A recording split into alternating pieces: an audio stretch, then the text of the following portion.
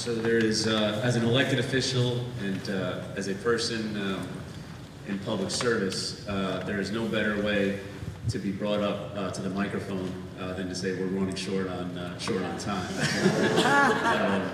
But I will be, I'll be very brief, and I plan to be very brief, and also going to take great pride in bringing up our next speaker, a person that is a dear friend of mine, and a person that I hope will be successful in being the first step in the road back that we must take here, not only locally, but in this county and in this state.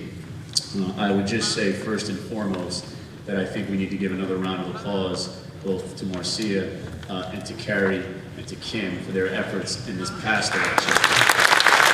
To all of you in this room who showed up each and every day during that election cycle.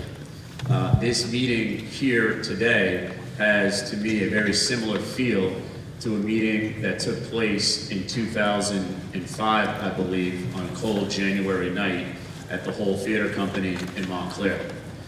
That meeting was organized by Carrie and Marcia Marley to talk about what we were going to do following John Kerry's loss to George Bush in 2004. And that night had the same energy, had the same emotion. I have to tell you on a personal level, I've had to take a step back, I'm sure like many of you, to try to think about what happened, why it happened, and what we could do to make sure that it didn't happen again. I spent my entire day yesterday, I'm sorry Phil, I did no work on the campaign. I spent my entire day yesterday just in family activities, spending some time with my children, my parents, being out in the community, trying to remove myself a little bit from politics. And what that did for me today was to leave me this morning refreshed and energized to be here, to start the work that we need to do, that Marcia outlined, that Reverend Alter outlined in his remarks about where we need to go and how we need to get there. And I would just say, and I agree with everything that has been said so far, that unity means being vigilant. And there's a lot of talk about unification right now, coming behind something. And I think we as progressives have to be very, very clear that we are going to come behind something. We're going to come behind the values that we hold and share and believe. And that is how we are going to unify and support our country. And we should never, thank you, we should never, never apologize for that. We should never apologize.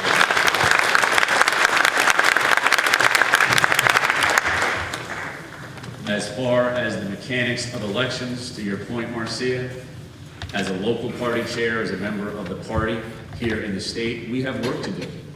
In 2013, Governor Christie carried 19 out of the 21 counties here in New Jersey. 19 out of 21, folks.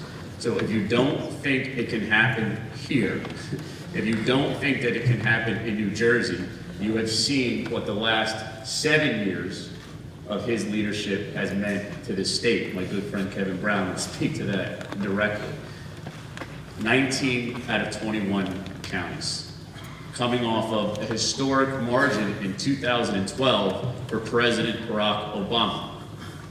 Hillary Clinton received roughly 54% of the vote here in 2016.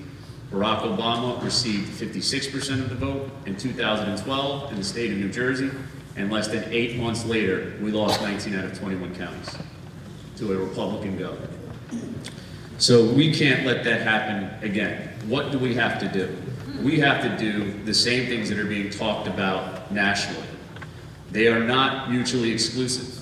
This argument and discussion about the Obama model, which is turning out our base, yes, there was a failure in Wisconsin and in Michigan and in Pennsylvania of turning out our base. There was also a failure of reaching a whole entire segment of this population that feels disenfranchised by our message.